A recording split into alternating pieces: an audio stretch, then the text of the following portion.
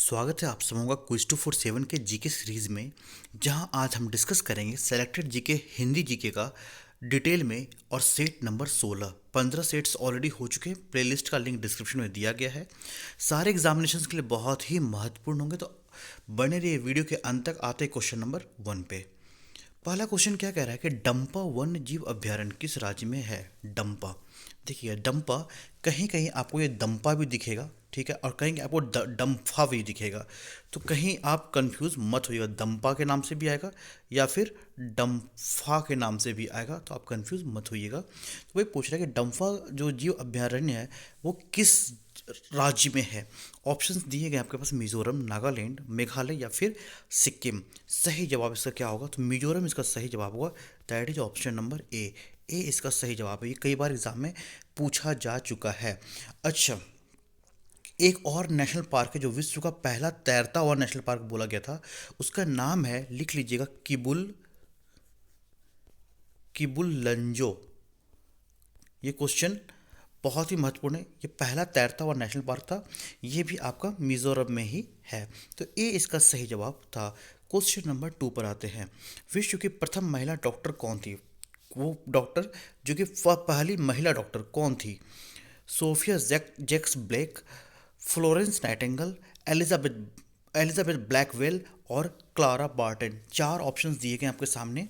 तो आपको क्या बताना है कि विश्व की प्रथम महिला डॉक्टर, तो वो थी एलिजाबेथ ब्लैकवेल। ये ब्रिटिश डॉक्टर हैं, ब्रिटेन की हैं, और ये सबसे पहले महिला डॉक्टर बनी। तो सी इसका राइट आंसर हो गया। क्वेश्चन नंबर 3 की बात करते हैं। चिदम्बरा पुस्तक के लेखक कौन हैं। अब ये थे हो गया हालांकि, तो कौन थे। चिदम्बरा पुस्तक किसने लिखा था। सुमित्रा नंदन पत्र, महादेवी वर्मा, जयशंकर प्रसाद या फिर भारतेंदु हरिश्चंद्र। 4 ऑप्शंस फिर से आपके सामने हैं और आपको क्या बताना है, चिदम्बरा ये पुस्तक किसने लिखा है। तो सही जवाब जाएगा सुमित्रा नंदन पंत ने लिखा है। और इतना ही नहीं, ये जो पुस्तक है ज्ञानपीठ पुरस्कार के लिए भी जाना जाता है। इस पुस्तक ने ज्ञानपीठ पुरस्कार भी दिलवाया है सुमित्रा नंदन पंत को। और वो ज्ञानपीठ पुरस्कार कब मिला था, तो 1967 में मिला था। क्लियर हो गया। तो क्वेश्चन ये भी आता है कि साहित्य के क्षेत्र में या फिर ज्ञानपीठ पुरस्कार किस क्षेत्र में दिया जाता है, तो आप जवाब देंगे साहित्य के क्षेत्र में। क्लियर हो गया। तो दोस्तों, अगर इस वीडियो का पीडीएफ आपको चाहिए होगा तो आप हमारे टेलीग्राम ग्रुप को फॉलो कीजिए जिसका नाम है क्विज 742। साथ ही चैनल पे नए हैं तो सब्सक्राइब ज़रूर कीजिएगा और घंटी को दबाइएगा ऑल नोटिफिकेशंस के लिए, ताकि हम लोग जो वीडियोस लाते हैं मंडे को, ट्यूसडे को, वेडनेसडे और थर्सडे, यानी सोमवार, मंगलवार, बुधवार और गुरुवार, ये 4 दिन ऑब्जेक्टिव वीडियो आता है, जबकि फ्राइडे और सैटरडे को सब्जेक्टिव यानी किसी टॉपिक पे डिस्कस करते हैं। ऐसा वीडियो आता है। अगला जो आने वाला है वीडियो, तो वो या तो एमएसएमई पे आएगा या फिर मनी मार्केट पे आएगा, कल का जो वीडियो आने वाला है। तो बहुत ही इंपॉर्टेंट टॉपिक दोनों रहेंगे। वीडियो को अपना प्यार दीजिएगा और लाइक ज़रूर कीजिएगा। अगले क्वेश्चन पे आते हैं। क्वेश्चन नंबर 4 की बात करें तो विश्व उपभोक्ता दिवस, इसको इंग्लिश में बोलते हैं कंज्यूमर राइट डे, ठीक है, वो कब मनाया जाता है। ऑप्शंस दिया कि 11 जुलाई, 15 मार्च, 7 नवंबर और 23 अप्रैल। 4 ऑप्शंस फिर से आपके सामने हैं और आपको बताना उपभोक्ता दिवस, विश्व उपभोक्ता अधिकार दिवस, ये कब मनाया जाता है। 15 मार्च को हर साल मनाते हैं, तो बी इसका राइट आंसर हो गया। बहुत इंपॉर्टेंट क्वेश्चन था ये। अगले क्वेश्चन पे आते हैं। पोलैंड की मुद्रा क्या है। पोलैंड, इसकी मुद्रा क्या है। क्रोन, रूबल, दिरहम या फिर जलौटी। कहीं कहीं जलौटी को जिलोटी भी लिखेगा, जिलोटी भी लिखेगा, तो आप घबराइएगा नहीं, यही आंसर इसका हो जाएगा। दोनों में से एक ही ऑप्शन देगा, तो डी इसका राइट आंसर हो गया। अगले क्वेश्चन पे आते हैं। क्वेश्चन नंबर 6 की बात करें कि स्वतंत्रता सेनानी की मौत भूख हड़ताल के दौरान जेल में हुई थी। यानी इनमें से कौन ऐसे फ्रीडम फाइटर थे, स्वतंत्रता सेनानी थे, जिनकी मौत जो है भूख हड़ताल के दौरान जेल में हो गई थी। तो सही जवाब क्या है। खुदीराम बोस है, बागा यतीन है, जतिन दास है या बुटकेश्वर दत्त है। सही जवाब है जतिन दास। क्लियर हो गया। अब कहीं कहीं इनका नाम जतिंद्र नाथ दास होगा। जतिंद्र जतिंद्र द्र नाथ दास। तो ये भी नाम आ जाए तो एक ही हैं, इनको जतिन दास भी बोलते थे। इन्हीं का मौत लाहौर जेल में हो गया था। क्लियर हो गया। और कब हुआ था, तो 1929 ईस्वी में हुआ था, 1929 को इनकी मृत्यु हो गई थी 13 सितंबर को। अगले क्वेश्चन पे आते हैं दोस्तों। वीडियो अच्छा लगे तो प्लीज़ प्यार दीजिएगा, शेयर कीजिए दोस्तों के साथ, और चैनल को सब्सक्राइब ज़रूर कीजिएगा, क्योंकि हम जो वीडियोज़ लाते हैं सप्ताह के 6 दिन, मंडे टू थर्सडे आता है आपका ऑब्जेक्टिव, फ्राइडे और सैटरडे आता है डिस्क्रिप्टिव या सब्जेक्टिव कह लीजिए, जो आपके एग्जाम में डिस्क्रिप्टिव के साथ साथ आपको इंटरव्यू में भी काफ़ी मदद करेगा, नॉलेज आपका काफ़ी बढ़ाता है। कौन सा विटामिन किसी प्रकार के संक्रमण को फैलाने से रोकता है, किसी भी तरह का अगर संक्रमण हो तो उसको फैलाने में रोकता है, यानी आपका इम्यून पावर बढ़ाता है या रेजिस्टेंस पावर बढ़ाता है। ठीक है, वो कौन सा विटामिन होता है, ए, सी, डी या फिर ई? सही जवाब कौन सा होगा? सही जवाब होगा विटामिन सी को, बी इसका ऑप्शन राइट हो गया। अच्छा, विटामिन सी के बारे में और कुछ तथ्य जानते हैं। विटामिन सी की कमी से स्कर्वी रोग हो जाता है। खट्टे पदार्थ इसके बेस्ट सोर्सेस हैं आपके बॉडी में होने के लिए। दूसरा और क्या है कि विटामिन सी को हम शरीर में स्टोर नहीं कर सकते, यानी अगर जितनी शरीर में ज़रूरत होगी उतना ही रहेगा, बाकी बात जो भी बचा रहेगा वो शरीर से बाहर निकलता है। क्वेश्चन ये भी एग्जाम में आ चुका है कि कौन सा ऐसा विटामिन है जिसको कि शरीर में भंडारित नहीं किया जा सकता, तो सही ऑप्शन हो जाएगा विटामिन सी। साथ ही साथ विटामिन सी के बारे में एक और फैक्ट है, वो ये है कि विटामिन सी को अगर हम गर्म करते हैं तो वो नष्ट हो जाता है। तो क्वेश्चन ये भी एग्जाम में आ चुका है, कौन सा ऐसा विटामिन है जिसको गर्म करने पे नष्ट हो जाता है, तो उसका सही जवाब हो जाएगा विटामिन सी। इसकी कमी से कौन सा रोग होता है, तो वह है स्कर्वी। अगले क्वेश्चन पे आते हैं, क्वेश्चन नंबर 8। हाइड्रोजन का आविष्कार किसने किया था? हाइड्रोजन प्रिस्टल ने किया था, कैवेंडिश ने किया था, लार्मर ने किया था, डाल्टन ने किया था। सही जवाब किसको जाएगा? तो हाइड्रोजन का आविष्कार किया था कैवेंडिश ने किया था। सही जवाब होगा बी, इसका राइट आंसर हो जाएगा। भारत में कितना प्रतिशत आबादी कृषि उद्योग पर आधारित है?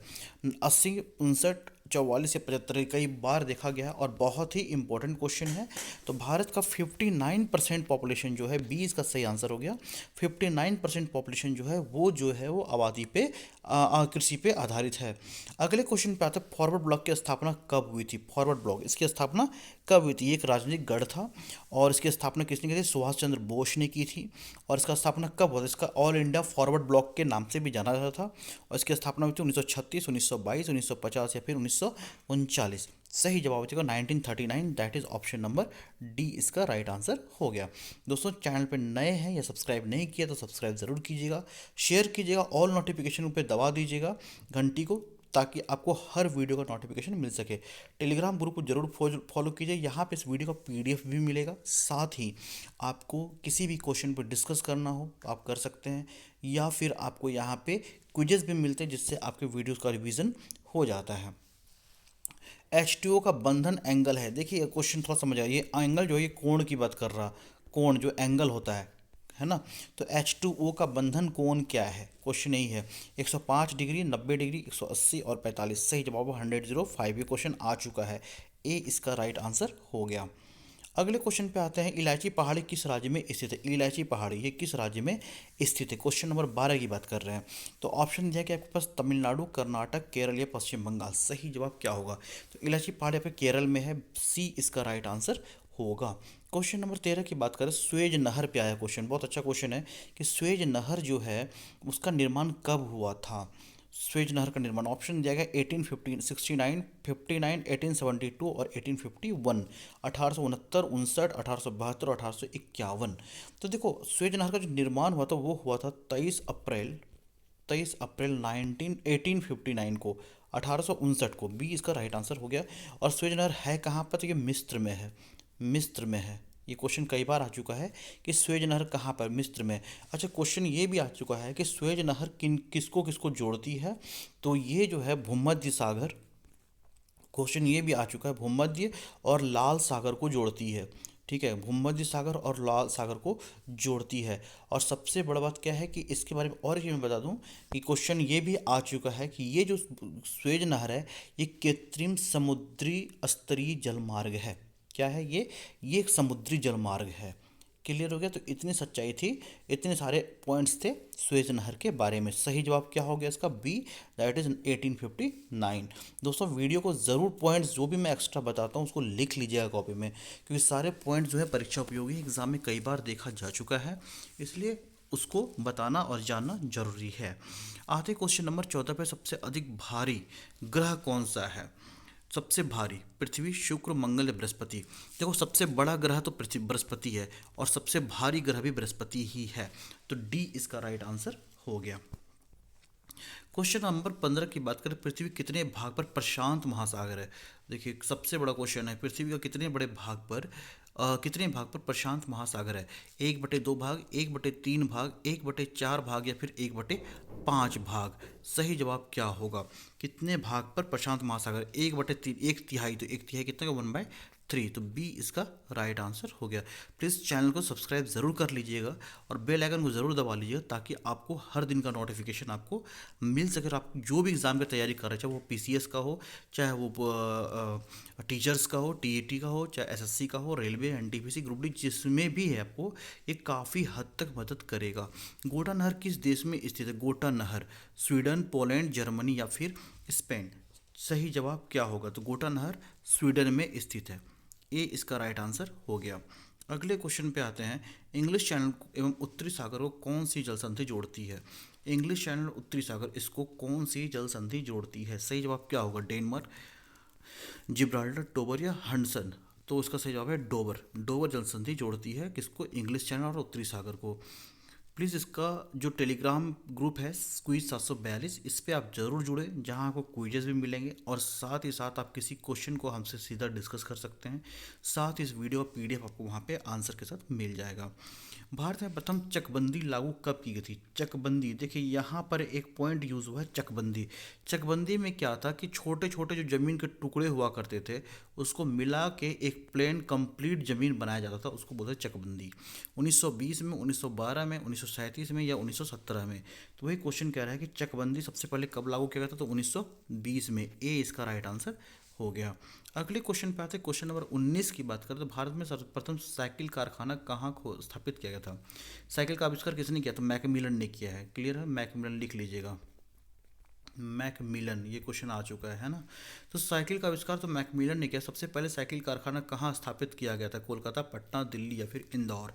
सही जवाब है कोलकाता, बी ए इसका सही जवाब हो गया।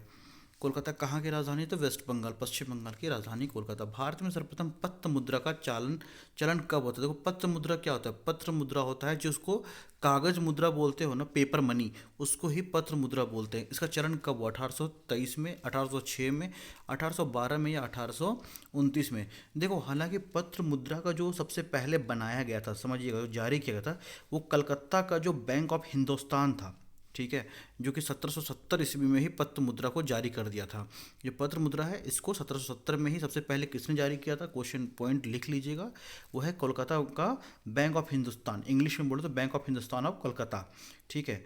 लेकिन जो जारी हुआ सबसे पहले, जो चलन चला, वो चला 1806 ईस्वी में, यानी बी इसका राइट आंसर हो गया।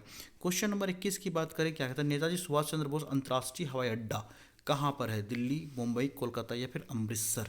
नेताजी सुभाष चंद्र बोस हवाई अड्डा कोलकाता में है, सी इसका राइट आंसर हो गया। क्वेश्चन नंबर 12 की बात करते हैं, तो डॉक्टर सीवी रमन को नोबेल प्राइज कब सम्मानित किया था। नोबेल प्राइज की अलग वीडियो हमने बना रखा है ऑलरेडी, तो अगर उसके बारे में जानना है तो आप डिस्क्रिप्शन ऊपर मैंने आई बटन में लिंक डाल दिया है, आप ऊपर आई बटन के लिंक से नोबेल प्राइज के बारे में जान सकते हैं, क्या है नोबेल प्राइज पूरा डिटेल में। तो डॉक्टर सीवी रमन को नोबेल प्राइज कब से सम्मानित कब किया गया था, 1932 में, 1919 में, 1912 में, 1930 में। तो सही जवाब 1930 में दिया गया था और फिजिक्स में दिया था, किसके, फिजिक्स में, भौतिकी में दिया गया था। और क्यों दिया गया था, तो जो स्कैटरिंग ऑफ लाइट, जिसको प्रकाश का प्रकीर्णन बोलते हैं, इसकी खोज के लिए, किसके लिए, स्कैटरिंग ऑफ लाइट या फिर प्रकाश का प्रकीर्णन, इसके लिए दिया गया था सीवी रमन को फिजिक्स में 1930 ईस्वी में। और नोबेल प्राइज का शुरू कब से हुआ, 1921 से। तो आप डिटेल पूरा ऊपर आई बटन जैसे मैंने बोला दे दिया, पूरा पढ़ सकते हैं नोबेल प्राइज के बारे में, अच्छे से बताया गया।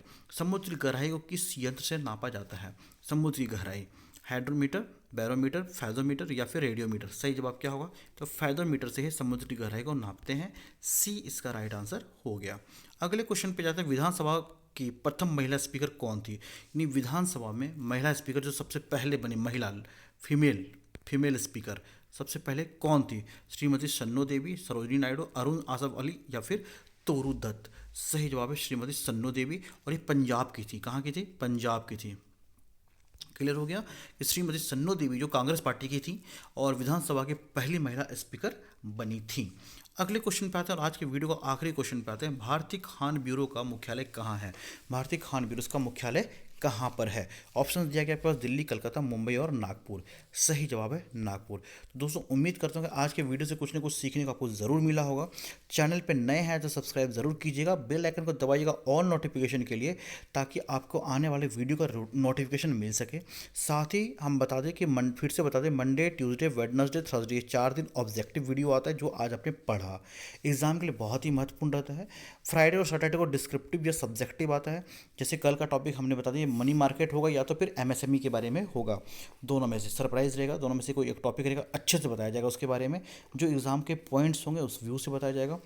टेलीग्राम ग्रुप जरूर ज्वाइन कीजिएगा जिसका नाम है क्विज 742 क्विज 742। तो मिलते हैं कल के वीडियो में फिर से, तब तक के लिए thank you. Please do like share this video, subscribe जरूर कीजिएगा। जय हिंद, जय भारत।